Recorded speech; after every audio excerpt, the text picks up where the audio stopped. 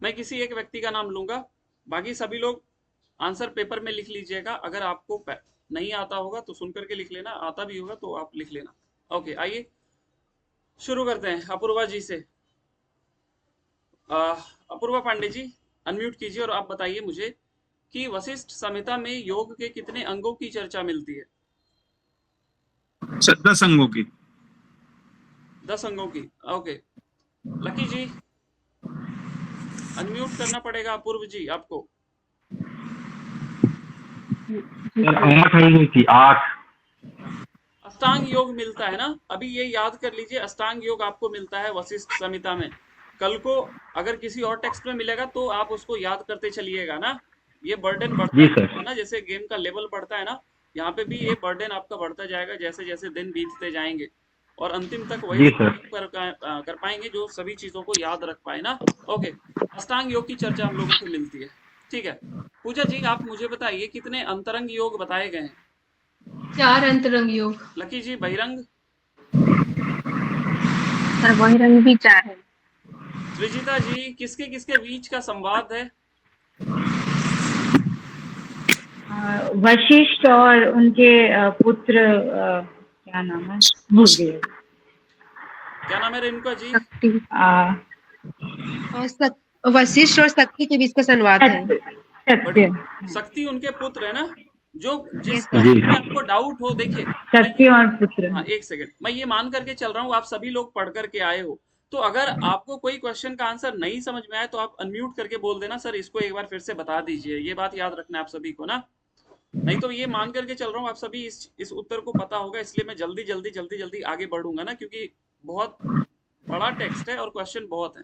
कुछ समझ में नहीं आए तो आप अनम्यूट करके बिल्कुल बेशक बोल सकते हो। ओके, सर आवाज क्लियर नहीं आ रही है सर। और किन्हीं के साथ ऐसा प्रॉब्लम है? क्लियर क्लियर है सर, आ रही है। नो सर क्लियर है। कनिका जी आप मुझे बताइए कितने अध्याय मिलते हैं इसमें?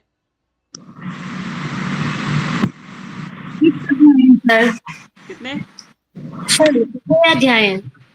6 अध्याय हैं। मोनिका जी अष्टांग योग की चर्चा किस अध्याय में मिलती है?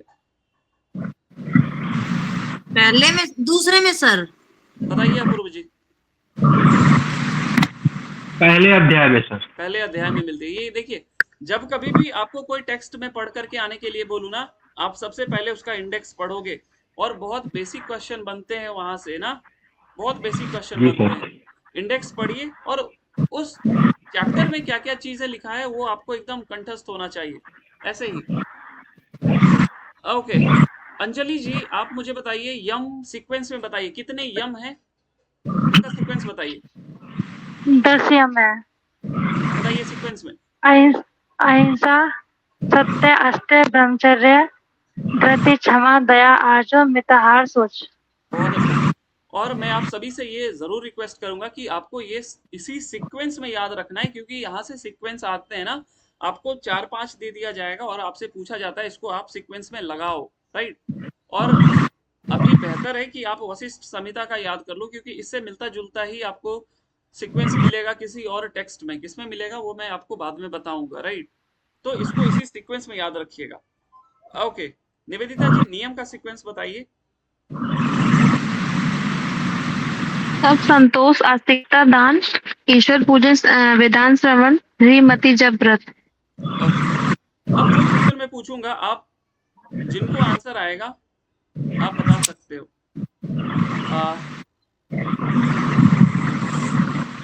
राजेशा ji, are you able to get me or not? Yes sir, थोड़ा थोड़ा मालूम। थोड़ा थोड़ा I पता don't know चल very रहा है well. आपको? क्योंकि सबसे ज्यादा मुझे I don't know very well your language. क्योंकि मुझे लग रहा है कि आप पीछे तो नहीं छूट जा रहे हो। Maximum try will try. Are you able to getting my point ना? Yeah, okay, okay. ओके, हाँ। अब जो क्वेश्चन मैं आपसे पूछने जा रहा हूँ, जिनको इसका उत्तर पता होगा आप सभी को सभी लोग जिनको पता होगा ना आप बता सकते हैं ना। आपका क्वेश्चन ये है कि अर्थ हानि ना, अर्थ हानि या वैभव नष्ट हो जाने में सभी स्थिति में चित्त को स्थिर रखना क्या कहलाता है? धृति। ये धृति है ना, धृति। यस इट्स धृति। कि हर एक स्थिति में ना, in each and every situation you have to remain in अवस्था, right? No need to fall in dilemma, you always remain in some अवस्था, राइट? दैट इज धृति। आपको ये एक ऐसा टेक्स्ट है वशिष्ठ संहिता जिसमें आपको हर एक यम और नियम 8 है, सॉरी 10 है यम, 10 नियम है ना, हर एक यम और नियम के आपके अर्थ क्या है ये आपको पता होना चाहिए, क्योंकि यहाँ से क्वेश्चन आते हैं। ये बात आप सभी को याद रखना चाहिए। अगेन एक और क्वेश्चन मैं पूछ रहा हूँ, आप सभी लोग इसमें जिसको आंसर पता होगा आप कीजिएगा, आंसर नहीं पता हो तो उसको नोट डाउन कर लेना। आपका क्वेश्चन है, सभी द्रव्यों में निष्प्रिय रहना क्या है?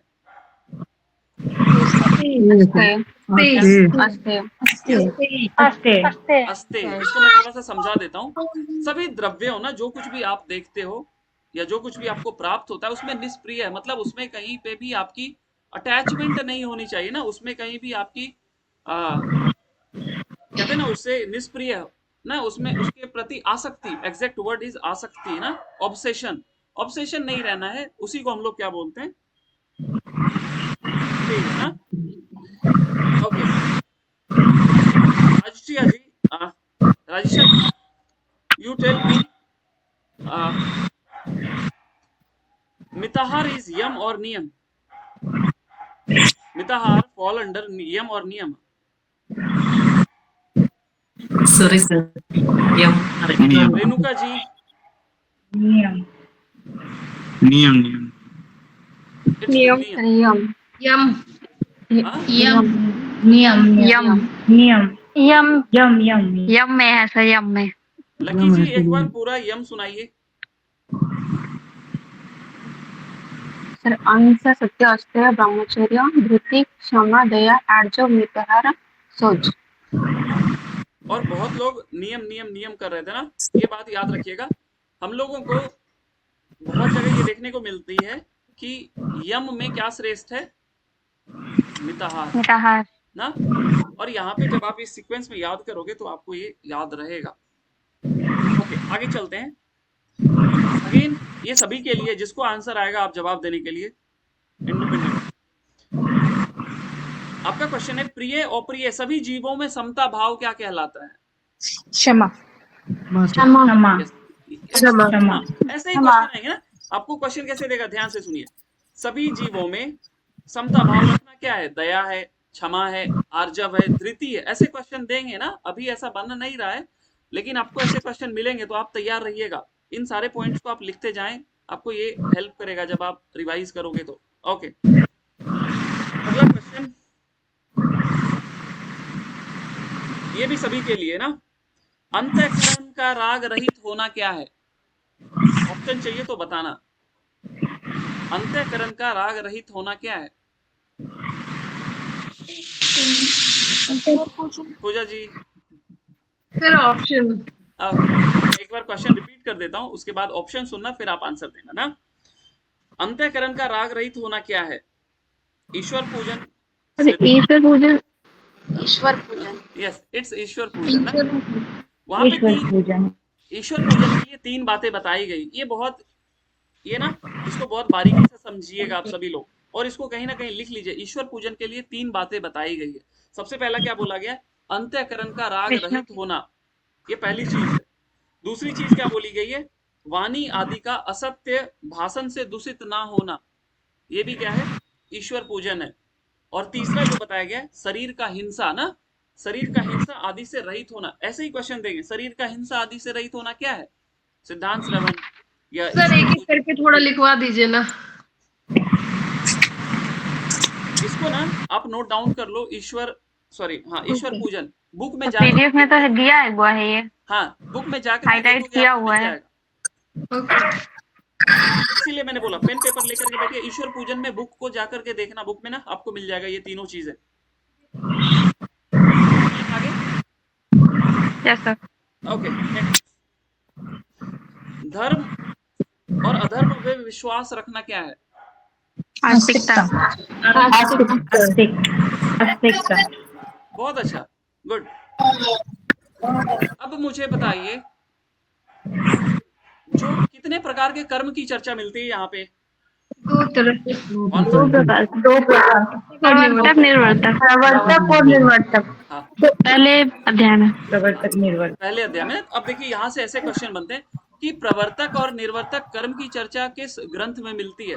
बहुत ऑप्शन है उनके पास, कोई भी उठा करके दे देगा, और ये बहुत यूनिक बात है ना, तो इसको याद रखिएगा। पहले अध्याय में मिलती है प्रवर्तक और निवर्तक। निर्वर्तक कर्म कितने भागों में बांटा गया है? दो कौन? दो भागों में। बाह्य अभ्यंतर। बाह्यांतर और अभ्यंतर। हाँ, क्या बाह्य और अभ्यंतर हम लोगों को कहीं और मिलती है क्या वशिष्ठ संहिता में?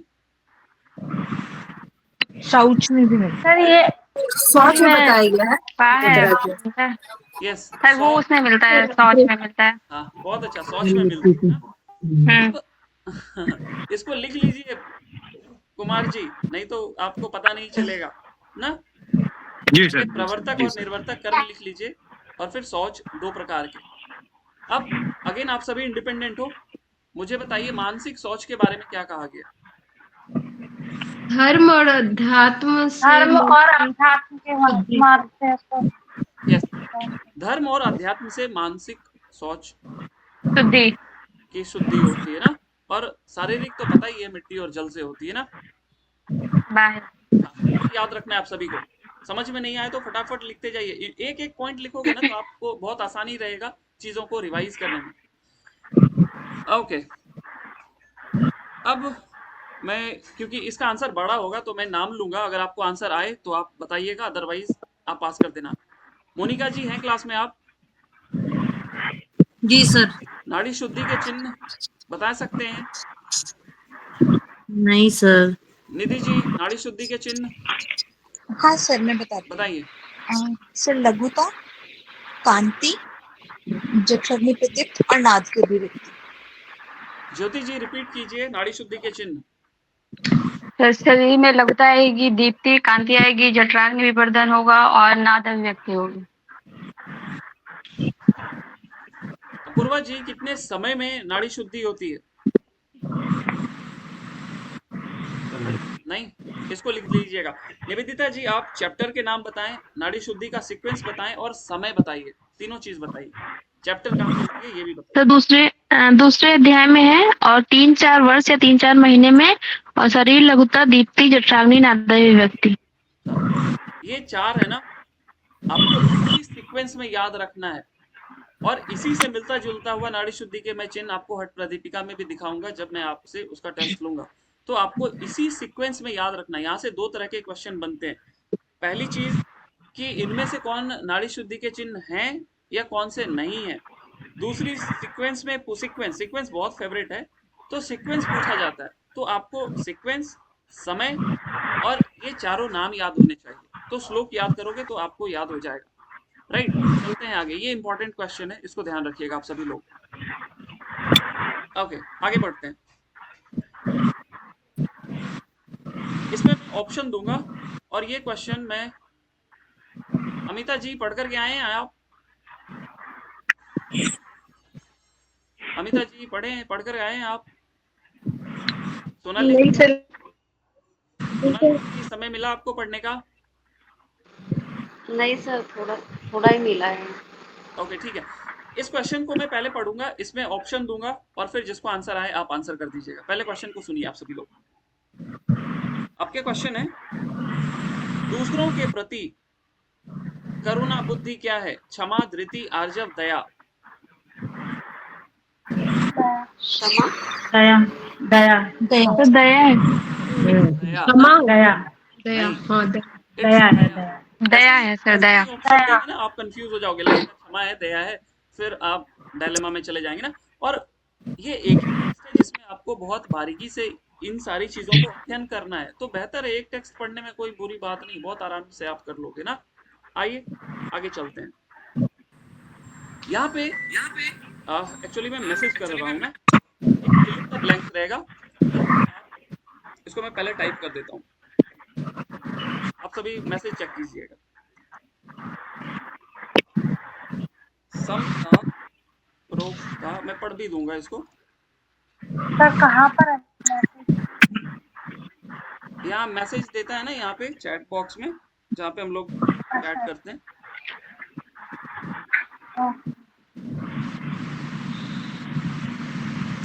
इसको फिल इन द ब्लैंक्स भरना है। एक बार मैं पढ़ देता हूँ, मैसेज गया देखिए।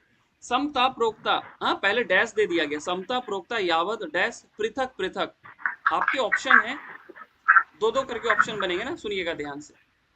एक बार बोलूंगा, दोबारा अगर बोलना होगा तो 2 बार, उससे ज्यादा रिपीट नहीं करूंगा, तो ध्यान से क्वेश्चन सुन लिया सभी ने तो ऑप्शन सुनिए। आपके ऑप्शन है ध्यान और समाधि, धारणा और ध्यान, समाधि और ध्यान, या ध्यान और समाधि।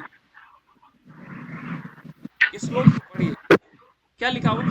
समता प्रोक्ता यावत डैश पृथक पृथक। सर ऑप्शन एक बार फिर से ध्यान बताइए। और समाधि। ऑप्शन ध्यान और समाधि। लेकिन पहले समाधि होगा ना, समाधि समता समाधि अवस्था, पहले। देखिए ना, पहले समाधि होगी हाँ हाँ हाँ। और फिर ध्यान होगी, क्योंकि ध्यान ही क्या है, पृथक पृथक ना, एक जैसा ही, अलग अलग होगा तो फिर समाधि नहीं लगी। हाँ ऐसे क्वेश्चन बहुत, तो अगर आपको ऐसे क्वेश्चन में दिक्कत आ रही है तो घबराने की बात नहीं है। ऐसे क्वेश्चन मैं कुछ कराता हूँ, लेकिन हो सकता है इसमें से आ जाए तो अच्छा है। लेकिन अगर आप नहीं कर पा रहे हो तो बहुत ज्यादा आपको टेंशन लेने की जरूरत नहीं है ना, इतने टफ नहीं आते, बट मैं कभी कभी ओके ना। यहाँ पे क्या होगा, अगर आप इसको फिल इन द ब्लैंक्स करना चाहो तो पहले आ जाएगी समाधि ना, समाधि समता प्रोक्ता, और यावत ध्यानम पृथक पृथक, ऐसे करके ये है ना। आइए आगे चलते हैं। सर इसका मतलब क्या हो गया? समाधि में समता अवस्था होती है ना, और ध्यान में पृथक पृथक क्या हो गया? पृथक पृथक क्या होता है, अलग अलग ना, पृथक पृथक तो अलग अलग, आप एक तरीके से भटक नहीं रहा है ना, वो पृथक पृथक नहीं हो रहा है। और वही जब पृथक पृथक आपका ध्यान नहीं होता है तो आपकी क्या होती है, समता अवस्था हो जाती है, और वही समाधि होगी ना, समाधि समता अवस्था यावत ध्यान पृथक पृथक ना। ओके, याद रखिएगा इसको। प्रिया जी, आपसे एक इजी क्वेश्चन, सन्यासी के लिए कितना बताया गया है भोजन? 8। जितेंद्र जी, अरण्यवासियों के लिए? हाँ? जितेंद्र, 16 बोले। 16 सर। और गृहस्थ के लिए? 32। 32। ये आया था, ये इजी क्वेश्चन रहता है, ये सभी को पता रहता है। एक बार मैच द फॉलोइंग आया था ये ना, ये आया वो क्वेश्चन, ये आप मिताहार में देखोगे ना वहां पे तो आपको ये दिख जाएगी। आइए आगे बढ़ते। अगेन यहाँ पे मैं क्वेश्चन दूंगा आपको, मैं ऑप्शन भी दूंगा। पहले मैं ऑप्शन ही दे देता हूँ, फिर मैं क्वेश्चन पढ़ूंगा, तो ऑप्शन ध्यान से सुनिएगा। आपके ऑप्शन है सिद्धांत श्रवण, ईश्वर पूजन, स्वाध्याय और ब्रह्मचर्य ना। आपके ऑप्शन हो गए सिद्धांत श्रवण, स्वाध्याय, ईश्वर पूजन और ब्रह्मचर्य। आपके क्वेश्चन क्या है, वेद शाखा का अध्ययन क्या कहलाता है? स्वाध्याय। स्वाध्याय। हम लोगों को सिद्धांत श्रवण। वशिष्ठ संहिता में स्वाध्याय सिद्धांत श्रवण। यस, सिद्धांत श्रवण। सिद्धांत श्रवण। ध्यान रखिए ना, देयर इज नो स्वाध्याय इन वशिष्ठ संहिता। सिद्धांत श्रवण। क्वेश्चन फिर से दीजिए सर। हाँ, क्वेश्चन ये था, ऑप्शन सुन लिया था आपने ना? हाँ जी सर। हाँ, आपके क्वेश्चन ये था, वेद शाखा का अध्ययन क्या कहलाता है, या सदग्रंथों का अध्ययन क्या कहलाता है, या इतिहास पुराण का अध्ययन। ये 3 बात बताई गई है वहां पे भी। आइए आगे बढ़ते हैं। ओके, इसको नोट डाउन कर लीजिएगा, ऑप्शन मिले तो आप स्वाध्याय लगा करके मत चला आइएगा ना। लग रहा है कि बहुत अच्छे से पढ़ने की जरूरत है, एक बार हैंड रेज करके देखना चाहूंगा। इसलिए ना यहाँ पे इसकी रिकॉर्डिंग ना मैं अवेलेबल करूंगा, इसकी रिकॉर्डिंग को आप देखना, इसके क्वेश्चंस को 2 बार 3 बार आप गो थ्रू करना। क्योंकि देखिए, जब मैं अभी आपसे यहाँ पे यम नियम पूछ रहा हूँ ना, फिर मैं जब आपसे त्रिशिखी में पूछूंगा, फिर जब मैं आपसे सिर्फ संहिता में पूछूंगा तो आप कंफ्यूज हो जाओगे, और वही चीज बहुत परेशान करता है ना। तो बेहतर है कि अभी से आप चीजों को समझते जाओ ना, और यही चीज आपने योग सूत्र को जितने अच्छे से समझा है, अच्छे से अष्टांगियों को पढ़ लिया, इवन बहुत लोगों को रेफरेंस भी याद है ना। तो मैं एक बात अक्सर बोलता हूँ कि जहाँ कहीं भी आपको अष्टांग योग दिखे, षडांग योग दिखे, आप उसको उसके रेफरेंस को याद कीजिए, क्योंकि आपके सिलेबस में अगर आप देखोगे ना तो वो त्रिशिकी ब्राह्मण हो या जहाँ जहाँ अष्टांग योग दिखती है ना वो वहां पे लिखता है, तो आपसे उसका रेफरेंस बिल्कुल पूछा जा सकता है। और खास करके अष्टांग योग में ध्यान है, धारणा है, समाधि है, प्रत्याहार है, इससे संबंधित जो भी बातें हो आपको एकदम कंठस्थ याद होनी चाहिए। ओके, प्रीति जी अनम्यूट कीजिए और आप मुझे बताइए प्रत्याहार कितने प्रकार का बताया गया है? प्रत्याहार 4 प्रकार का सर। कितने प्रकार? 4 प्रकार का। बताइए क्या क्या है प्रत्याहार?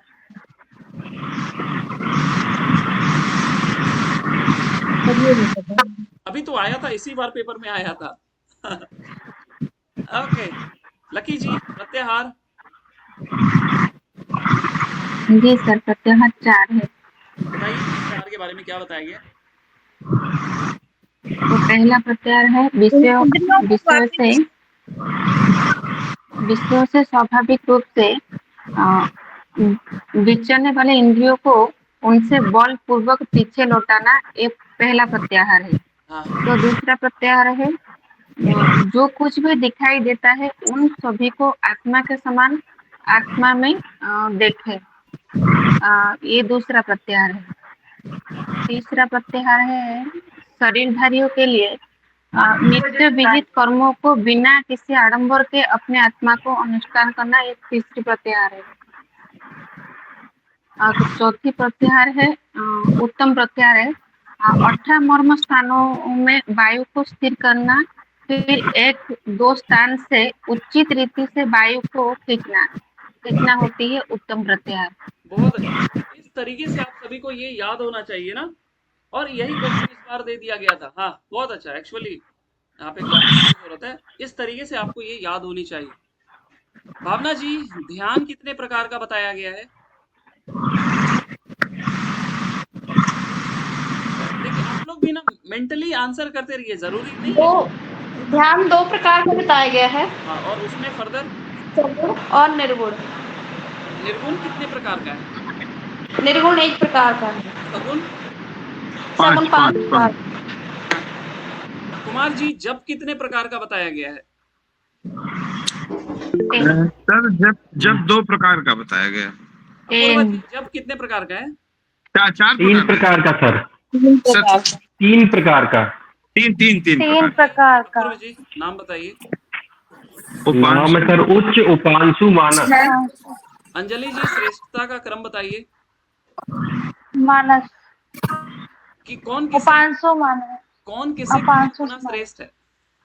उपांशु सर से मानस कितने गुना? उच्च से 1000, उच्च से 1000 उपांशु और फिर उसके बाद 1000 मानस। हजार है ना अंजलि जी, ध्यान रखिएगा 1000 गुना। राइट, दोनों के बीच में हजार रिलेशन, ऐसे रिलेशन से भी क्वेश्चन आते हैं, आपको श्रेष्ठता का क्रम लगाने के लिए पूछा जाता है। तो कौन किससे कितना गुना है, अक्सर यहाँ पे जैसे हजार है, उसी तरीके से कहीं कहीं आपको 8 गुना दिखेगा, कहीं पे आपको 100 गुना दिखेगा और फिर 1,00,000 गुना दिखेगा। इस तरीके से आप ध्यान रखिएगा कौन किससे कितना गुना श्रेष्ठ है ना। ओके बढ़िया। पूजा जी कितने आसन की चर्चा मिलती है? 10 आसन। मुक्ति के लिए कितने आसन बताए गए हैं? 4 आसन। नाम? सिद्ध, पद्म, सिंह, भद्र। ध्यान से सुनिए, मुक्ति के लिए 4 आसन बताए गए हैं लेकिन उसका नाम नहीं बताया गया है ना। ये पता नहीं पूजा जी ने कोई अलग टेक्स्ट पढ़ लिया होगा, वो अलग बात है। बस वहां पे सिद्धासन का नाम नहीं है। हाँ, बस वहां पे लिख दिया मुक्ति के लिए 4 आसन है और 10 आसन की चर्चा मिलती है, इसको ध्यान रखिएगा। ओके, कुछ और क्वेश्चन मैं यहाँ पे करना चाहूंगा। हाँ अगेन अब आप जल्दी जल्दी आंसर करेंगे, और इस तरह के क्वेश्चन इस बार आए थे ना, जिसको आंसर आएगा आप कर दीजिएगा, नहीं आए तो नोट डाउन कर लीजिएगा। आप मुझे बताइए सभी के द्वारा पूजित आसन किसके लिए कहा गया है? कौन सा आसन बोला गया सभी के द्वारा पूजित है? पद्मासन। पद्मासन। सिंहासन। नहीं, इस पे आएंगे अभी, इसको पद्मासन केवल। हाँ? सभी के द्वारा पूजित केवल पद्मासन। पद्मासन। आप मुझे बताइए ये सभी के लिए, अभी मैं पूछ रहा हूँ, ये आप सभी के लिए। एक आसन में दृष्टि बताई गई है, किस आसन में और कहाँ बताई गई है, बताइए। नासन कहाँ? नासाग्र सिंह में, सिंहासन में, नासाग्र में नासाग्र दृष्टि। सिंहासन में बताई गई है नासाग्र दृष्टि। नासाग्र दृष्टि, ये याद रखिएगा ना, ये याद रखिएगा, ये इंपॉर्टेंट है, क्योंकि 10 आसन में से सिर्फ एक ही आसन में दृष्टि बताई गई है, इसलिए ये इंपॉर्टेंट है। हाँ, इसको नोट डाउन कर लें। ओके सर कौन सा आसन में था? सिंहासन, भद्रासन भद्रासन स्वस्तिक और मयूर। स्वस्तिक आसन। सॉरी सर, सर प्लीज, ये सिंहासन है स्वस्तिक या और मयूर सिंहासन है? स्वस्तिक और मयूर आसन। एक मोनिका जी को बोलने दीजिए। सर सिंहासन है या सिंहासन है? सिंहासन पढ़ते ना, अनुस्वार लगता है ना, तो वो माँ का तरह उच्चारण होता है। आप कैसे भी पढ़ो, सिंहासन पढ़ो, सिंहासन पढ़ो, बात एक ही है। आप समझ में आना चाहिए आपको ना। Okay sir. चलिए आगे चलते हैं। सर्वपाप प्रणाशनम किसका लाभ बताया गया है? मयूर आसन का। स्वस्तिक आसन और मयूर। स्वस्तिक आसन और मयूर आसन। स्वस्तिक और मयूर आसन में सर सर्व पाप प्रणाशनम है और मयूर आसन में सर्व पाप विनाशनम है। रुक जाइए, सुनिए ध्यान से। स्वस्तिक आसन का जनरली लाभ कहीं पे नहीं बताया गया, इसलिए यहाँ पे ये ज्यादा इंपॉर्टेंट है। और अभी आपसे जो सिर्फ समिता का पूछ लिया गया था, आप पढ़ करके नहीं गए थे, इसलिए आपको पता नहीं चला होगा। तो यहाँ पे ऐसे ऐसे ना, जैसे वहां पे दिया गया था 2 आसन, एक आपका फल बता दिया गया था ना, सर्व सिद्धि प्रदायक, राइट, ऐसे करके दिए गए थे ऑप्शन। और एक तो सिद्धि प्रदायक था और एक सिद्धिदायक, ऐसे करके था ना, ऐसे करके ऑप्शन थे वहां पे। तो यहाँ उसी तरीके से मिलता जुलता है, ध्यान से सुनिएगा ना। एक है सर्व पाप प्रणाशनम, जो अभी मैंने आपसे पूछा था, किसका था? स्वस्तिक आसन का। स्वस्तिक आसन। हाँ, उसी प्रकार इसी तरीके जैसे वहां पे सिद्धि सिद्धि 2 को दिया होता ना, बस हल्का सा माइनर डिफरेंस था, उसी प्रकार यहाँ पे भी हो सकता है दे दे कि सर्व पाप विनाशनम। हालांकि लॉजिक नहीं है, लेकिन कभी कभी इतने लॉजिकल क्वेश्चन बनाते हैं ना कि आपको भरोसा उठ जाएगा कि कब क्या पूछ देना, तो इसको थोड़ा ध्यान रखिएगा। हाँ, इतने माइन्यूट थोड़ी स्टडी आपको करनी पड़ेगी। ओके, आगे चलते हैं। सर्व व्याधि विषापहम। भद्रासन। भद्रासन। ये भद्रासन का लाभ है ना, ये भी आप सभी को याद होना चाहिए। और योगियों के द्वारा पूजित आसन? सिंहासन। पद्मासन। ये सिंहासन।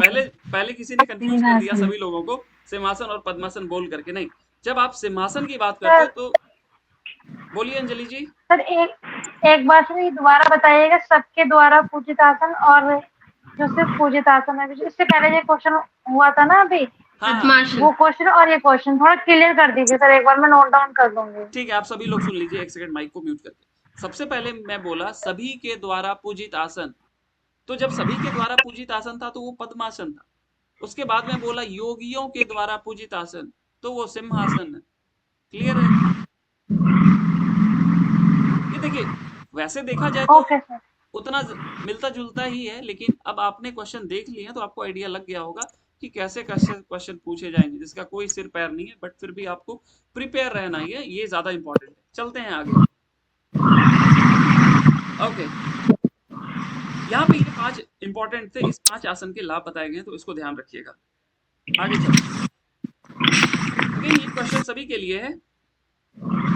एक चक्र बताया गया है नाभि के पास, जिसके बीच में क्या होता है, पुण्य और पाप के बीच में जीव रहता है।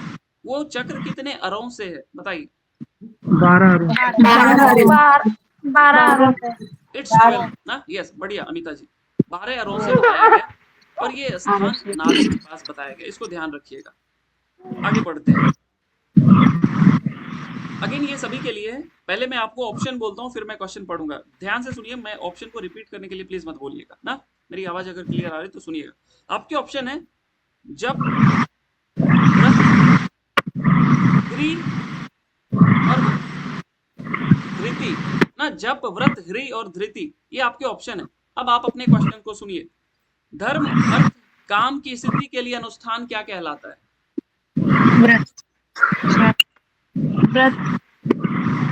व्रत ना, व्रत। धर्म, अर्थ, काम की सिद्धि के लिए क्या कहलाता है? जब आप कोई अनुष्ठान करते हो तो वो क्या कहलाता है? व्रत, ये याद रखिएगा, ये वशिष्ठ संहिता का क्वेश्चन। ऐसे ही ऑप्शन बहुत इजी दे देता है सामने वाला ना, जब आप पेपर देने के लिए बैठते हो आप ऑप्शन से एलिमिनेट कर देते हो। क्वेश्चन टफ नहीं बनाता है, क्वेश्चन को ऑप्शन टफ बनाते हैं, ये याद रखिएगा। अगर आप ऑप्शन से खेलना सीखे तो बहुत मजा आएगा पेपर करने में, यकीन मानिए ना। आगे बढ़ते हैं। ओके, क्वेश्चन है ये सभी के लिए, जल्दी से बता दीजिएगा इसका आंसर। मैं सीधा क्वेश्चन पढ़ देता हूँ। वेदाचार और लोकाचार में जो कर्म निंदित है उसमें लज्जा होना क्या कहलाता है? 3 ना? आपको समझ में अगर क्वेश्चन नहीं आ रहा है, आप जा करके दोबारा से सारे यम नियम के जो परिभाषा बताई गई है उसको आप देखना, तो आपको ज्यादा क्लैरिटी हो जाएगी। आज हम लोग इसको इतना स्टडी इसलिए कर रहे हैं क्योंकि आज एक टेक्स्ट है, अगले दिन जब टेक्स्ट बढ़ता जाएगा तो इससे आने वाले क्वेश्चंस कम हो जाएंगे। तो बेहतर है अभी ही आप इन टेक्स्ट को उतने अच्छे से पढ़ लो कि दोबारा जब मैं आपसे क्वेश्चन करूं तो आप सक्षम हो आंसर करने में ना। आइए कुछ और क्वेश्चन मैं अभी करूंगा, अभी तो क्वेश्चन का भरमार बचा हुआ है। ओके पूजा जी, एक मेरा फेवरेट क्वेश्चन का आंसर दीजिए। जो धारणा का सीक्वेंस है ना उसके बताइए। धारणा के हृदय में 2 पैर से जानो, जानो से, अच्छा वो सर, पाद से जानो, जानो से पायु, पायु से हृदय, हृदय से भूमध्य, भूमध्य से मूर्धा पर्यंत। ओके निधि जी, आप इनके देवता के नाम बता सकते हैं? हाँ सर, ब्रह्मा, विष्णु, रुद्र, महतत्व और अव्यक्त परमात्मा। ये बात आप सभी लोग ध्यान रखिएगा ना, यहाँ पे रुद्र और सदाशिव नहीं है ना, ये बात आप सभी ध्यान रखिएगा। और चले बने तो आप इसको नोट डाउन कर लें, ये क्वेश्चन आया हुआ आज से 2 साल पहले। सर रुद्र और सदाशिव नहीं है कि है? यहाँ पे रुद्र और सदाशिव नहीं है, एक सेकंड में बता रहा हूँ ना। ब्रह्मा विष्णु रुद्र महतत्व सदाशिव। रुद्र है, ब्रह्मा विष्णु रुद्र, महतत्व अव्यक्त परमात्मा ना। एक सेकंड पहले बोलिए। सर रुद्र तो है, ब्रह्मा रुद्र है, मतलब थोड़ा सा कंफ्यूजन हो गया। ब्रह्मा विष्णु रुद्र तो है, उसके बाद महतत्व, उसके बाद अव्यक्त जगदीश परमात्मा ना। सर उन्हीं को सदाशिव भी कहा गया, अव्यक्त जगदीश को। यस, एक्चुअली श्लोक में जगदीश्वरम ही लिखा है, तो आप दोनों चीज याद रखिएगा, जगदीश्वरम दे या अव्यक्त परमात्मा दे, दोनों याद रखिएगा। अब ध्यान से सुनिए, आज से पहले आया था एक जो ये सीक्वेंस पढ़ रहे हो ना, जो ये धारणा वाला है, इसको भी आप ध्यान रखिएगा क्योंकि ये भी आपको और भी बहुत सारे टेक्स्ट में मिलेगा। स्थान बदल जाएंगे, देवता बदल जाएंगे, समय बदल जाएगा, ग्रंथ भी बदल जाएगा, तो बेहतर है आप इसको अभी समझ लीजिए ना। स्थान, देवता, बाकी जो बीज मंत्र हैं वो सेम रहते हैं ना, बीज मंत्र सेम रहते हैं। जितेंद्र जी एक बार बीज मंत्र का सीक्वेंस बता दीजिए। लम वम रम यम और यम, ये सभी को याद होता है ना, सभी को याद होता है। और इसी से संबंधित अभी एक बार क्वेश्चन आ गया था ना कि देवी आना, जो शिव संहिता से क्वेश्चन आया था, अभी जो पेपर हुआ था आपका 18 संहिता के अकॉर्डिंग। हाँ, कौन सी शक्ति वहां पे विराजमान रहती, तो इसको हम लोग जब शिव संहिता पढ़ेंगे तो उस दौरान देखेंगे। तो यहाँ पे स्थान याद है, इम्पोर्टेंट है, उसके देवता इम्पोर्टेंट है ना। आगे चलते हैं।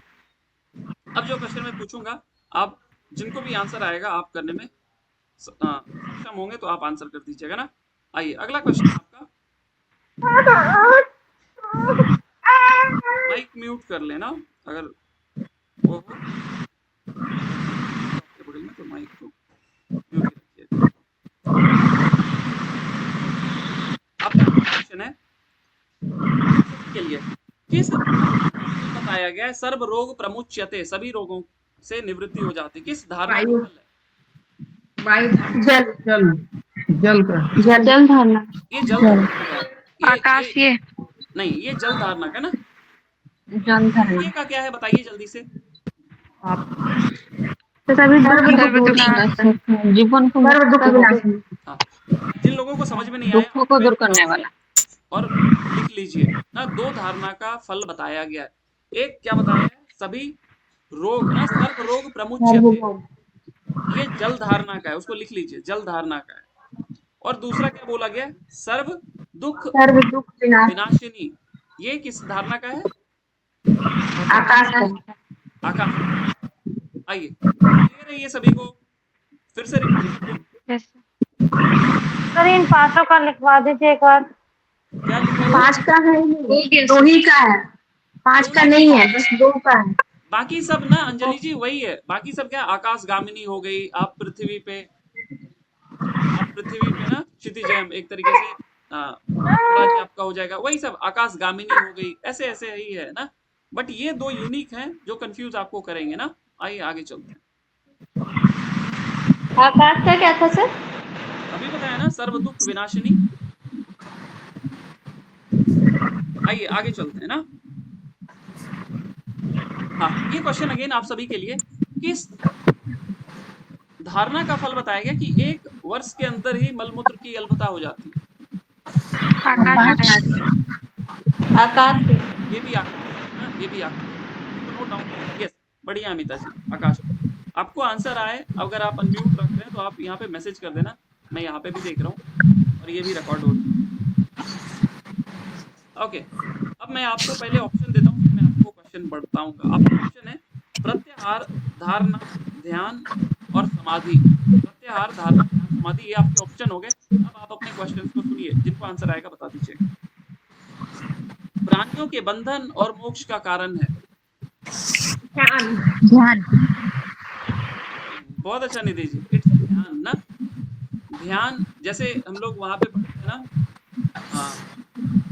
हठ प्रदीपिका में, ये योगिक टेक्स्ट में पढ़ते हैं ना कि कुंडलनी ही क्या है, जीवन किसी व्यक्ति के बंधन का कारण है ना, जैसे वो पढ़ते हैं। तो यहाँ पे भी उसी तरीके से बातें बताई गई। ध्यान क्या है, मोक्ष बंधन का कारण बताया गया।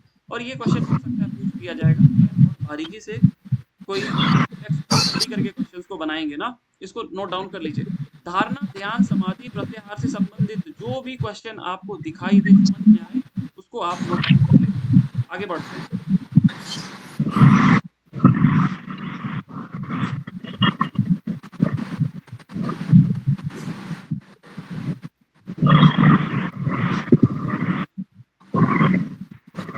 हाँ, लेकिन आपके पहले मैं ऑप्शन दे देता हूँ, फिर मैं क्वेश्चन बताऊंगा ना। वही ऑप्शन सेम है, प्रत्याहार, धारणा, ध्यान और समाधि। अब आप अपने क्वेश्चन को सुनिए। यम आदि गुणों से युक्त अपने में मन की स्थिरता को क्या कहते हैं? प्रत्याहार, धारणा। कर देता हूँ। धारणा सर। निधि जी बहुत अच्छे से धारणा, इट्स धारणा ना। आदि गुणों से युक्त अपने मन की स्थिरता को धारणा कहते हैं। बहुत अच्छा, हो गया, धारणा हो गया। अब बात करते हैं हम लोग यहाँ पे ना, प्राणायाम के दौरान एक बनाने के लिए बोली गई है, पता है किसी को? हाँ? पद्मासन में बैठना ऐसा है। पद्मासन में बैठना है, वो प्राणायाम तो वो ठीक हो गया, 16, 64, 32 वाला जो है। उसके अलावा एक मुद्रा लगाने के लिए बोली गई है। चलिए मैं आपको बता देता हूँ, सन्मुखी मुद्रा की बात की गई है, राइट। तो सन्मुखी मुद्रा के दौरान आपको कुछ ध्वनि सुनाई देती है। ये ठीक वैसा ही है जैसा आप हठ प्रदीपिका में देखते हैं। फर्क यहाँ पे इतना है कि वहां पे आदो में, मध्यम में और अंत में बहुत सारी ध्वनि बताई गई है। यहाँ पे एक ध्वनि है। अगर आपको आंसर पता है तो आप मुझे बताइए, प्रारंभ में कौन सी ध्वनि, मध्य में और तो प्रारंभ में शंख है, द्वितीय में मेघ है और तीसरे में झरना। यस, बढ़िया निवेदित। इसको आप जरूर याद रखना, क्योंकि अक्सर आपने देखा होगा क्वेश्चन जो नादानुसंधान से आए हैं वो हठ प्रदीपिका से ही रहते हैं।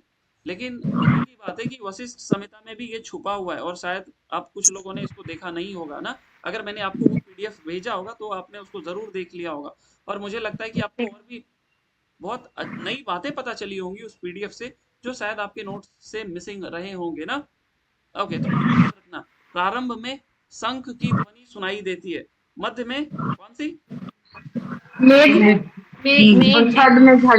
अंत में जनरल जल प्रपात।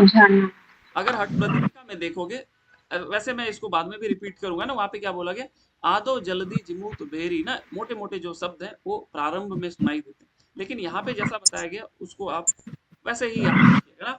आइए आगे बढ़ते हैं।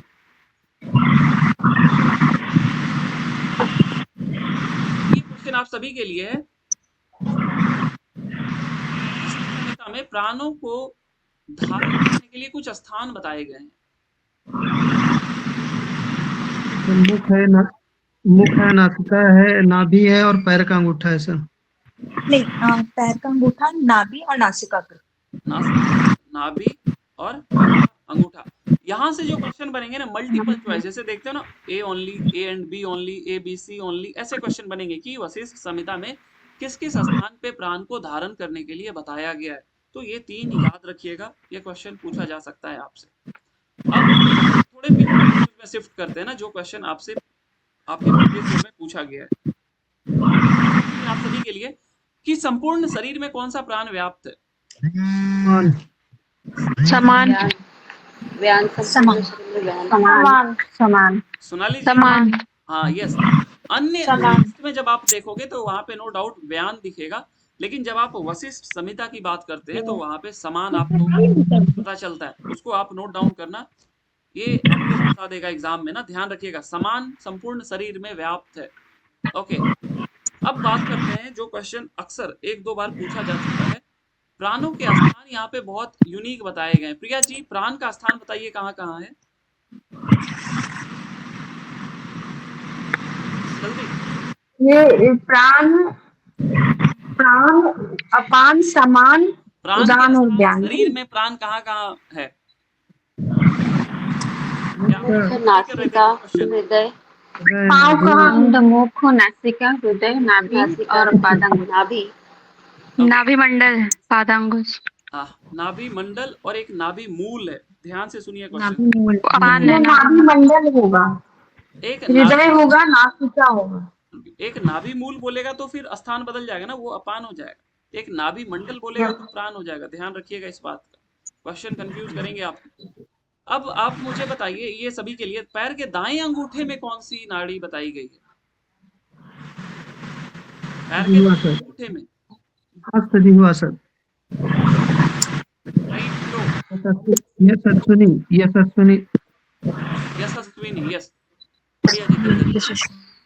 और इस बार क्वेश्चन आए थे, मैं अक्सर बोलता था कि पैर नाड़ियों के स्थान को देखो देखो देखो, मैं बोल बोल करके थक गया था, और इतने साल के बाद फाइनली इस बार ये क्वेश्चन आया था।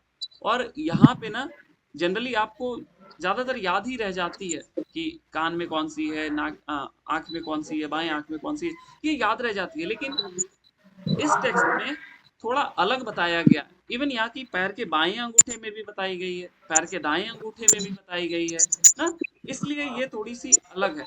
तो पैर के लास्ट टाइम पे उसको लिख के गए थे कि क्या, मतलब लास्ट टाइम पे सब याद करके गए थे, जो आप देखो देखो बोले थे, तभी तो गलत नहीं हुआ। वैसे आप वहाँ पे लगा ही देते, वो इजी क्वेश्चन था। ओके, हाँ, यहाँ पे जब दाएं पैर के अंगूठे में बात करते हैं तो यशस्विनी बताई गई है, और बाएं पैर के अंगूठे में क्या बताया गया? इसको लिख लीजिए। राइट। हाँ, यस, क्लियर है ये सभी को? आगे बढ़े। बाएं में कौन सी बताई सर? लेफ्ट यशस्विनी, हस्तजीवा। दाएं पैर में यशस्विनी, बाएं में हस्तजीवा। यशस्विनी होगी और लेफ्ट में हस्तजीवा, राइट, इसको याद रखिए। ओके, अब मैं आपसे एक क्वेश्चन करूंगा, आप मुझे बताइए समस्त संधियों में कौन सा प्राण बताया गया?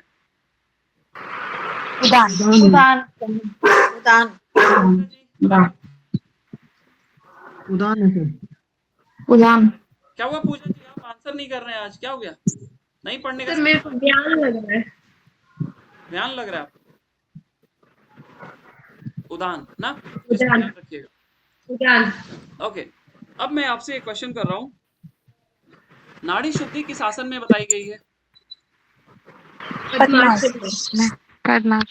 ये याद रखिए ना, कभी कभी ग्रंथ हाँ, टेक्स्ट बदलता जाएगा, आसन बदलते जाएंगे, तो ये ध्यान रखिएगा। और नाड़ी शुद्धि बहुत इंपॉर्टेंट है ना। नाड़ी शुद्धि यहाँ पे पद्मासन, और एक डायरेक्शन भी बताई गई है, कोई बता दे?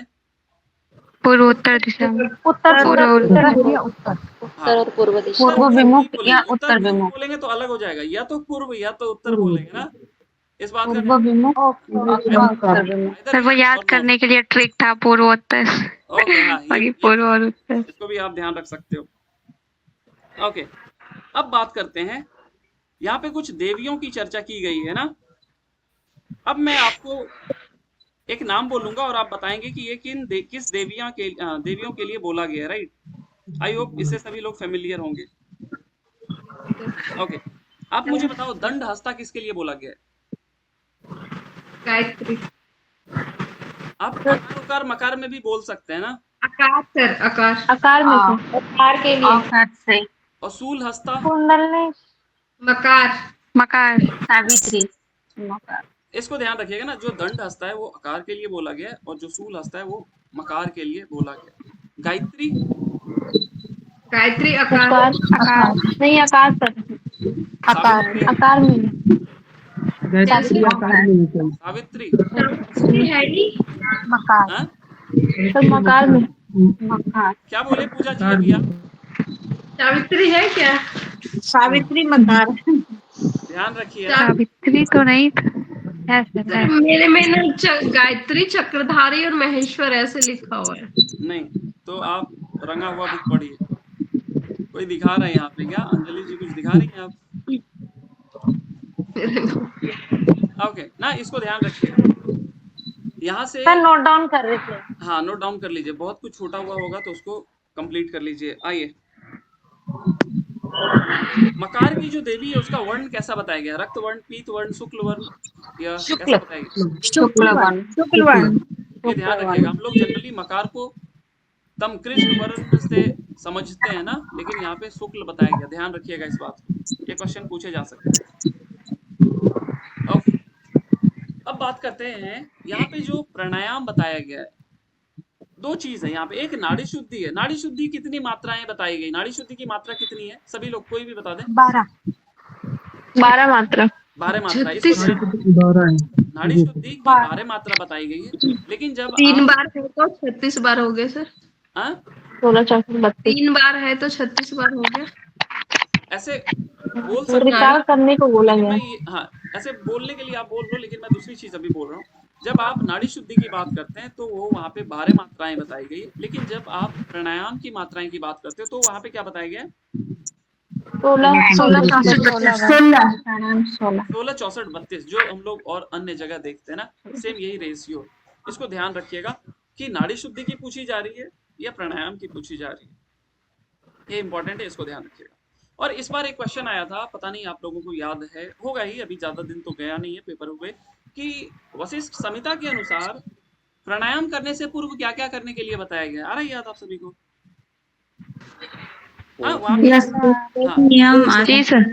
हाँ, नाड़ी शुद्धि आपको करनी है। मिताहार है, यम नियम शुद्धि। यस, आसन। कुछ और क्वेश्चन मैं पूछूंगा आपसे। शरीर का पोषण कौन सा प्राण करता है? समान।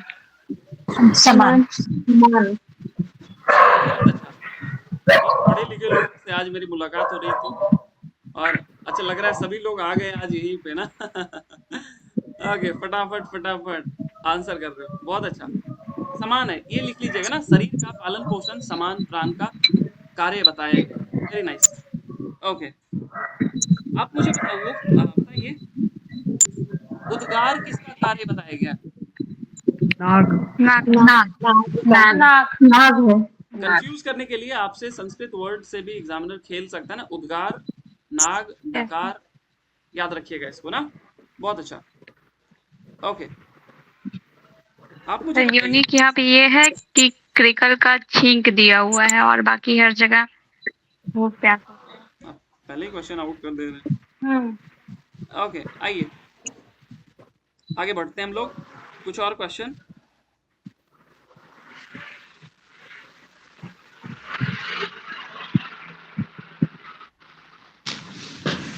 ओमकार प्राणायाम की चर्चा वशिष्ठ संहिता के किस अध्याय में मिलती है? सभी के लिए तीसरे में प्राणायाम। इट्स 3rd चैप्टर ना। बढ़िया ज्योति जी, बहुत अच्छा।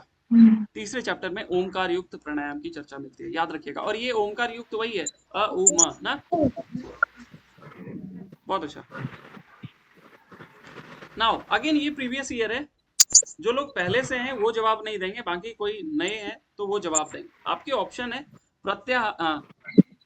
प्राणायाम प्रत्याहार धारणा ध्यान ना, प्राणायाम प्रत्याहार धारणा ध्यान, जो पहले से जुड़े वो नहीं, जो इधर जो मुझसे इधर 10-15 दिन से मिले हैं ये जवाब देंगे कि किसका फल बताया गया भ्रूण हत्या जैसे पाप खत्म हो जाते हैं।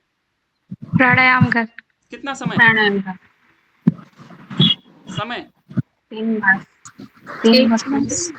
दीदी जी समय मतलब दिन 16 बार। बताइए, अब सभी लोग कोई भी बता दे। पूजा जी 1 माह। 1 माह में प्राणायाम से 1 माह में भ्रूण हत्या प्राणायाम। यस, इसको याद रखिएगा, ये टाइम पीरियड इंपॉर्टेंट है, वेरी वेरी। समय जहां पे भी दिखे, चाहे वो नाड़ी शुद्धि हो, चाहे वो किसी का भी फल बताया गया हो, वो इंपॉर्टेंट है। हाँ, उसको जरूर आप ध्यान रखिएगा। आइए आगे बढ़ते हैं।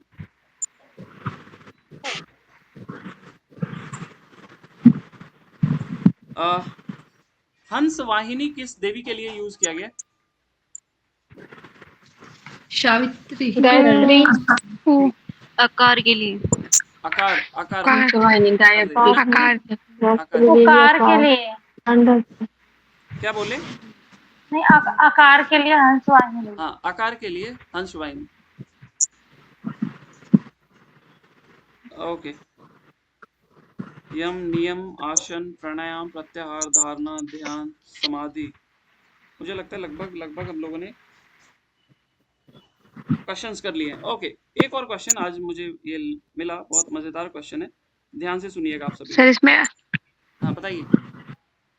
इसमें 18 मर्म स्थान भी दिया हुआ है, इसका भी 20-20 से क्वेश्चन करिए। यस, देखिए यहाँ पे ना मैं मर्म स्थानों को क्या बताया गया कि मर्म स्थानों के आपस के बीच की भी दूरी बताई गई है ना, लेकिन मुझे जहां तक लगता है कि मर्म स्थान से पूछना थोड़ा सा इलॉजिकल होगा, क्योंकि अगर आप पहले के क्वेश्चंस देखोगे ना तो आपको वहां पे आधार से प्रश्न पूछा गया, जो 16 आधार है ना, 16 आधार। हाँ, उसको तो सर इससे भी पूछ सकता है 18 मर्म से भी क्वेश्चन। 18 मर्म से अगर पूछा जाएगा ना तो वो हो सकता है ऐसे क्वेश्चन बनेंगे उसको सीक्वेंस में लगाने के लिए ना, आप स्थानों को सीक्वेंस में लगाइए। लेकिन जब मर्म स्थान को पढ़ते हैं इस टेक्स्ट में ना, तो आपको 2-3 मर्म स्थान एक ही जैसे देखने को मिलेंगे ना, और क्वेश्चन बनाने वाला ऐसा क्वेश्चन नहीं बनाता है कि जो 1-2 मिलता जुलता रहे उसके सीक्वेंस में लगाने के लिए देगा, तो फिर बहुत दिक्कत हो जाएगी ना। इसलिए मैं केवल बोल देता हूँ कि आप मर्म स्थानों के नाम को एक बार देख लेना, लेकिन 16 आधार को जरूर याद रखना। ये मैं पहले भी बोला है ना। वैसे आप एक बार बुक को देखोगे ना, अगर आपको इच्छा है तो आप एक बार देख लेना, लेकिन वहां से क्वेश्चन बहुत कम पॉसिबिलिटी, लेकिन अगर आपने पढ़ के रखा है तो अच्छी बात है। अगर आपने पढ़ के रखा है तो अच्छी बात है। ओके, अब मैं यहाँ पर कुछ नाड़ियों के नाम लूंगा, आपको बताना है कि कौन सी नाड़ी की चर्चा वशिष्ठ संहिता में नहीं मिलती है। ध्यान से सुनिएगा नाड़ियों के नाम। हाँ, आपके क्वेश्चन है।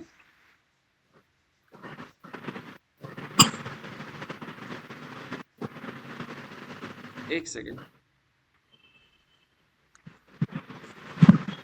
ओके, आपके क्वेश्चन है वैष्णवी नाड़ी, दूसरा है वर्णा, तीसरा है विश्वोधरा। कौन सी नाड़ी की चर्चा नहीं मिलती? वैष्णवी। वर्णा भी नहीं है, वारुड़ी है इसमें। वारुणी है इसमें, वर्णा भी नहीं है। वरुणा है। क्यों संहिता में है ना, वरुणा है। वारुणी करके है, वर्णा नहीं। एक सेकंड, सर सुषुम्ना को वैष्णवी कहा गया है ना? हाँ, सुषुम्ना को यहाँ पे वैष्णवी कहा गया है, इस बात को ध्यान रखिएगा। और एक हम लोग, हालांकि उसको हम लोग शिव संहिता में डील करेंगे ना, जो वर्णा बोलते हैं जरूरी नहीं है कि वो केवल शिव संहिता में वर्णा करके बोला गया है किसी अन्य नाड़ी को, जैसे यहाँ पे वैष्णवी बोली गई ना, उसी प्रकार यहाँ पे एक आपको विश्वोधरा बताई गई है। ये विश्वोधरा यहाँ पे मिलती है। एक बार बहुत इजी क्वेश्चन ही कहूंगा, 3 नाड़ियां दी गई थी, पूछा गया था कि इनमें से कौन सी मुख्य नाड़ियां नहीं है ना, और वो बहुत आसानी से आप उस क्वेश्चन को कर सकते थे, उसमें कोई बड़ी बात नहीं थी। तो यहाँ पे जो मैंने आपसे पूछा, ये तीनों ना, अगर देखा जाए वैष्णवी नाड़ी की चर्चा तो मिलती है।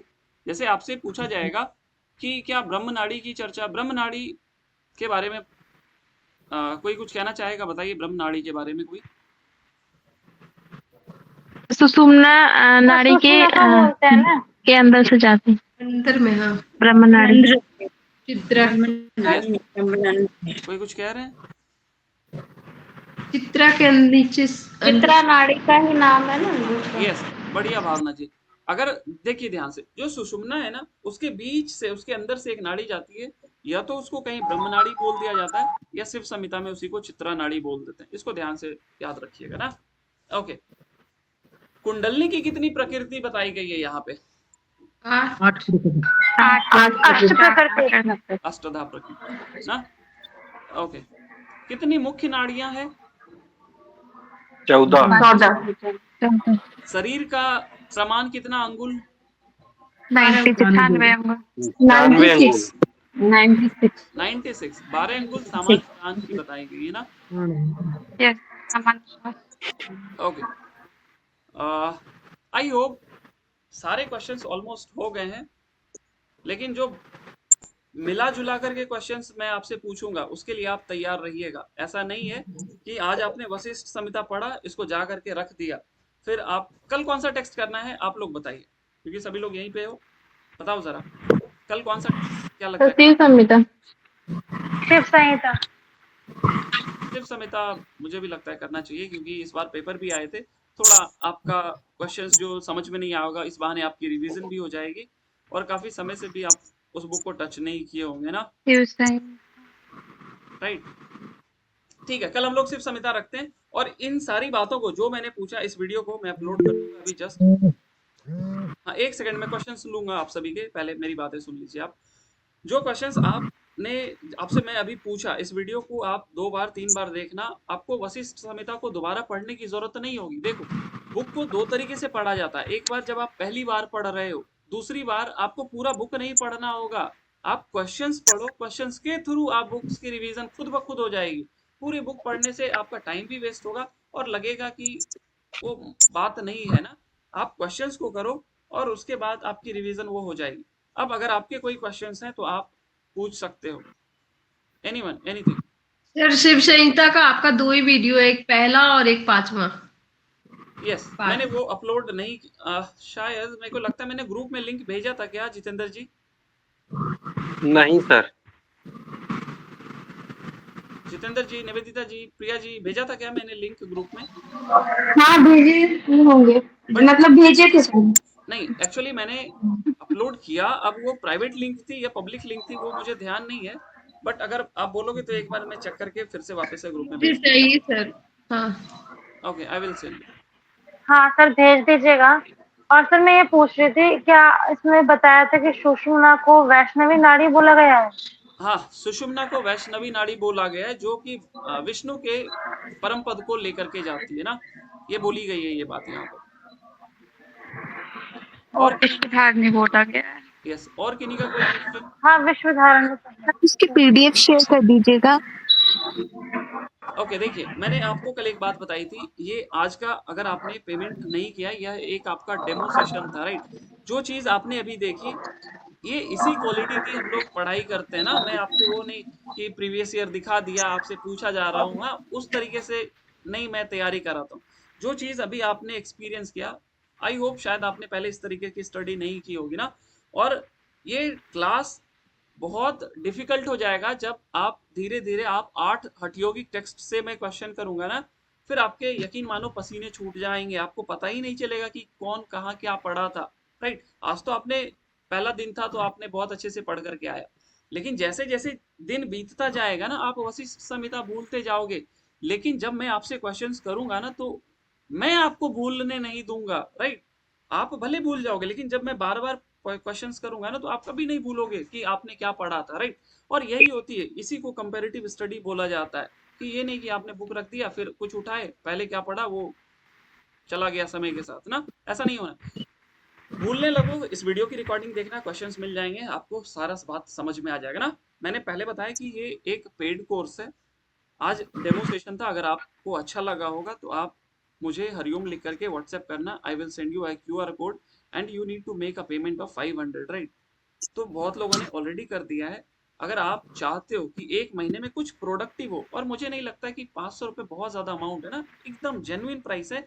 अगर आपको कोई व्यक्ति इस तरीके से रिवाइज करा रहा है ना, मैं क्वेश्चंस जो पूछ रहा हूँ वो इवन नेट के ऊपर वाले लेवल से भी रहता है, ऐसे रैंडमली कुछ भी नहीं आपसे पूछा जा रहा हूँ, एकदम प्रॉपर एक सेंस है उस क्वेश्चंस का, राइट? इलॉजिकल क्वेश्चन नहीं पूछ रहा हूँ मैं। तो अगर आपको लगता है ये सेशन आपके लिए वर्थ इट हो सकता है, आपने पेपर दिया, अगर आपने नहीं पढ़ा लेकिन आप सक्षम हो कि आप दिन में 2 घंटे 3 घंटे निकाल सकते हो, तो आपके लिए ये बेहतर है। लेकिन अगर आपने कुछ नहीं पढ़ा है, तो मैं पहले, अगर आपसे मेरी बात हुई होगी ना, तो मैं आपसे पहला क्वेश्चन ये पूछता हूँ, क्या क्या आपने इस बार का पेपर पढ़ करके दिया था या बिना पढ़े दिया था? उसके बाद मैं सजेस्ट करता हूँ कि ये सेशन किसके लिए, ये सेशन उसी के लिए जिसने इस बार पेपर पढ़ करके दिया, या आपके अंदर काबिलियत है 2 घंटे 3 घंटे पढ़ने की। ये मैं पहले पूछता हूँ, फिर मैं सजेस्ट करता हूँ। ऐसे नहीं कि चलो आओ मैं आपको कंप्लीट करा दूँ, ये मेरी थिंकिंग कभी भी नहीं रहती है ना। आपने पढ़ा है तो आपके लिए यूजफुल होगा, जिसके लिए ये 500 की प्राइस रखी गई ना।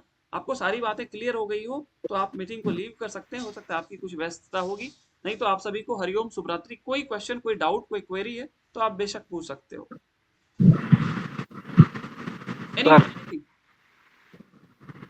सर यस, शिव संहिता का टेक्स्ट बुक भेज दीजिएगा।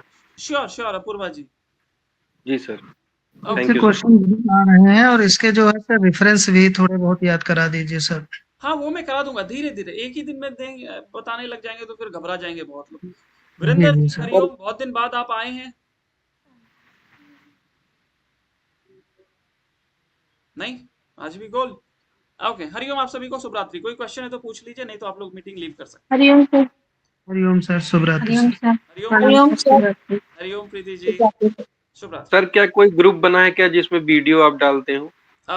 वो हमारा पहले का बैच जो है ना, जो चला था, अभी आप लोगों का एक बैच बनेगा ना जो जी सर। स्पेशली इस कोर्स के लिए आए। ये आज का डेमो सेशन था ना, कल से आपका एक ग्रुप बन जाएगा, वहीं पे ही जी आपको सर। पीडीएफ शेयर की जाएगी, वीडियो के लिंक शेयर कर दिए जाएंगे ना।